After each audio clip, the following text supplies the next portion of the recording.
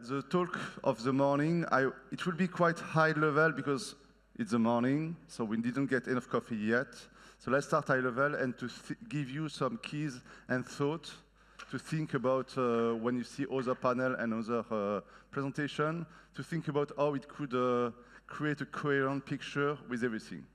So the talk is DeFi architecture in 2026, stablecoin, vaults, and real-world assets, and how they behave together. So we will start with balance sheet. There will be a lot of balance sheet because I love balance sheet. That's what I'm known for. So who doesn't like a balance sheet at 10 a.m. in the morning on a Saturday? So the most important part, as we have Stable Summit, so it's a stablecoin. What is a stablecoin? A stablecoin is really you have an asset on the asset side. That sounds a good start. And on the liability side, as debt, you are issuing the stablecoin. And the stablecoin, what is really important, it's a debt. It's a promise to repay. I know not all stablecoins are promising to repay.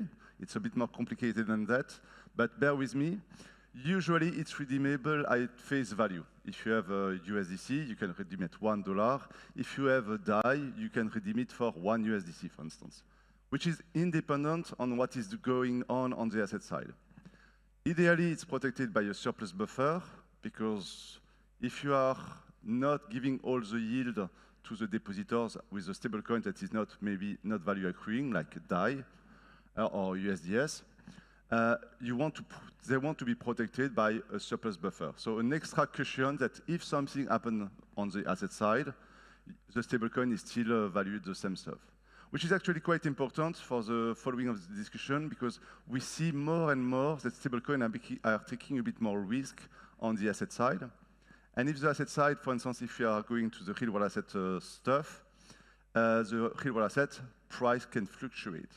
So if you don't have a capital buffer to protect from the fluctuation of price of real-world asset, well, you are insolvent, and that's not good, and you don't have a stablecoin, you have a dream.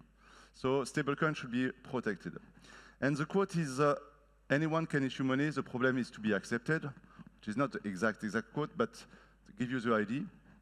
Anyone can emit a stablecoin. I can, you can, anyone here. Now, no one will care most of the time. It's really because your product, if you are issuing a stablecoin, is the liability. And I see for the last 5 years, always the same issue. People are focusing on the asset side. Oh, I will invest in real-world asset. I will invest in Vault. I will have this nice technical structure. But at the end, what you are targeting to sell is a stablecoin. Why should someone use your stablecoin? And that's more integration, utility, brand, way more than what you are doing on the asset side, which, let's be honest, if you want to target the next billions of users, they don't care about the asset side. Now, what is a real-world asset? A real-world asset is just an on-chain representation of an off-chain financial instrument. Oops.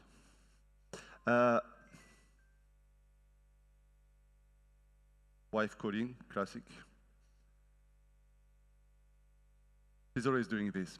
So a tokenizer is taking an off-chain instrument, so it's not on the asset side, and on the liability side, you have the real-world asset that is the token representation on-chain.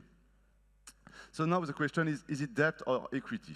And that's a complex question that we will not solve today, because we are at the Stable Summit, so it's not that important. But remember that we can have sometimes a real-world asset is a debt, so not just a debt, so you can try to redeem it for the underlying, sometimes, not often for the underlying, but most of the time for the face value. So for instance, if you are tokenizing the S&P 500, you might have the S&P 500 on the asset side, so the stocks of the S&P 500, but on the liability side, you are just a token, and you might let people to subscribe with USDC to go in and out. But you cannot access the stocks, because the stocks obviously are off-chain. So ideally, you are using a strong legal structure and not at least an SPV, so it's off balance sheet, and you are not using a startup balance sheet to issue those kind of real-world assets. And really, a good tokenization is a transparent bridge. A bridge from the real world, or the TradFi world, to the DeFi world. And now that begs the question about what are fiat-backed stablecoins.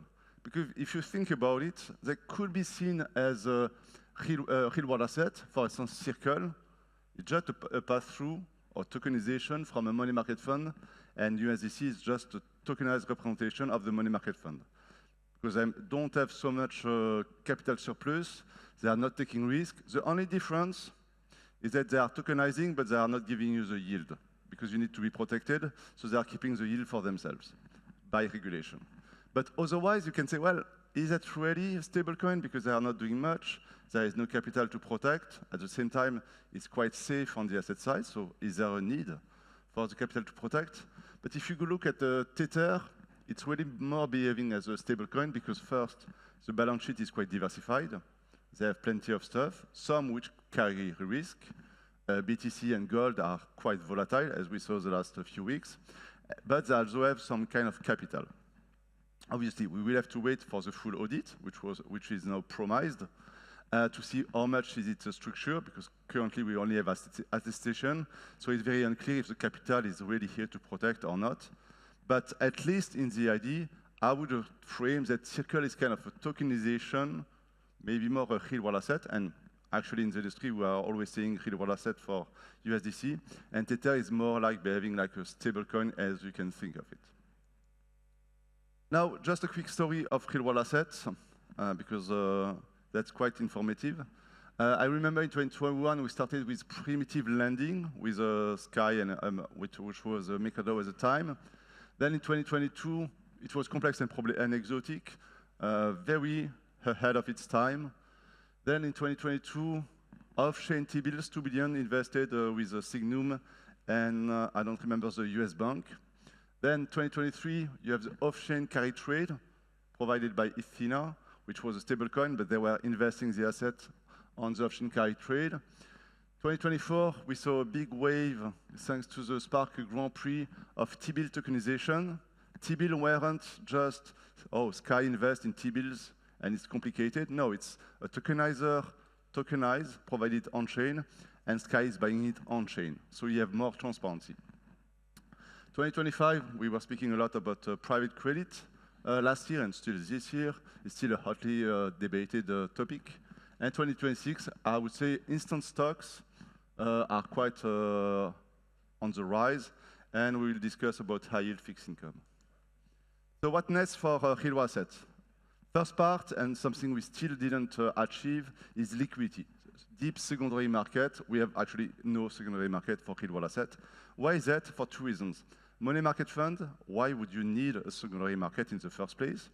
Because you can go to the issuer, it's quite liquid, depend on the issuers, but it could be either atomic for some, for others it's T+1, T+2. So why would you pay a fee to have your liquidity already if you can just go to the primary issuer and redeem? It's the same stuff for the issuance. And on the other side, we have private credit that is tokenized. But private credit, I mean, it's quite opaque in the sense that you don't know what is inside of it and how to value it. So you can clearly have a secondary market with someone saying, well, your accurate token, I'm willing to buy it at 10% discount on the NAV. But who is selling at 10% on the NAV? Except when there is liquidation. I mean, there wasn't liquidation, so we don't know. But if there was a liquidation, yeah, someone is a forced seller. But that's not a healthy market because it will just happen a few times a year. No one will buy or sell at a 10% fee because we have too complex real asset. Refinancing, same stuff. There is a lot of stuff we can do with real asset. So far on the lending, there is not much happening. Why? Because we still have a primitive lending, so that means it's quite expensive to lend against real asset. It's not optimized. That's something we should work on. And we are still missing something between money market funds and private credit. We have tokenized the simplest stuff, the most complex stuff, and now we need to do what is in between. And I think it will be high-yield, short-duration funds. So what is a vault? A vault, for me, is just an aggregation of a set of assets. Ideally, you have something very constrained at the smart contract layer, and you can come to the Vault Summit next week to discuss more the topic. But the idea is it's again redeemable at for the underlying or face value. Usually the face value again, but for instance, for Morpho Vault, you can also redeem the underlying if there is a lack of liquidity. And for me, what is important is to say that vaults are on the asset side. The liability is not that important. It's really an asset orchestration layer of DeFi. I think that's the most important part. And again, to have another quote, diversification is the only free lunch in finance. It's really focused on the asset side. And so if you remember, we had the stablecoin that was focused on the liability. It's a liability you are trying to get traction with, while the vault in more, you are spending more time on the asset side to optimize this part. And the vault shares, no one knows how it's called, and no one cares because no one is using a vault share as something important.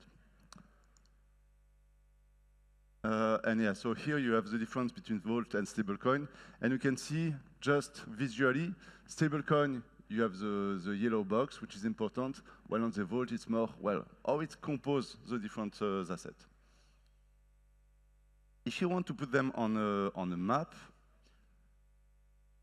you have the user world, and user world is really retail-facing, real people in the real life, not people in this room, but outside, in Cannes, they will use stablecoins.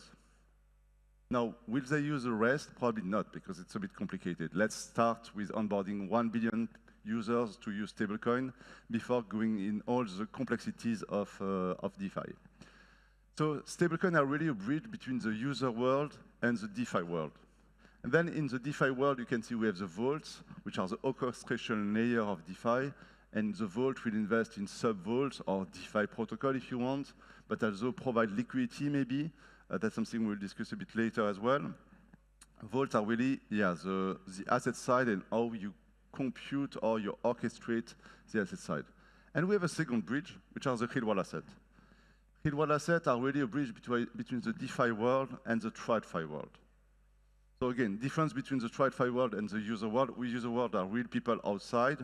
The TradFi world is TradFi, which are a different kind of real people, but very different. Yeah, they are more in the tower in New York or in London, so they are not in Cannes currently, just hanging around. So I just want to reflect a bit on the evolution of MakerDAO Sky, and it's not a perfect evolution because it's complex, especially as you are a $10 billion stablecoin, it's a bit more complex than that. But I remember in 2022, Maker was two things on the asset side. They had native crypto-backed loans with the old lending system that is still around but not used too much, and off-chain T-bills. So it was 2 billion invested off-chain with no transparency whatsoever, or no on-chain transparency at least.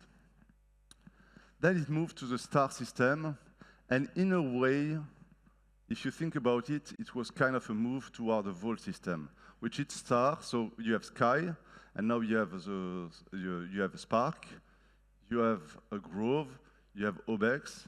Each of those are asset allocators that are helping Sky to invest in different kind of assets.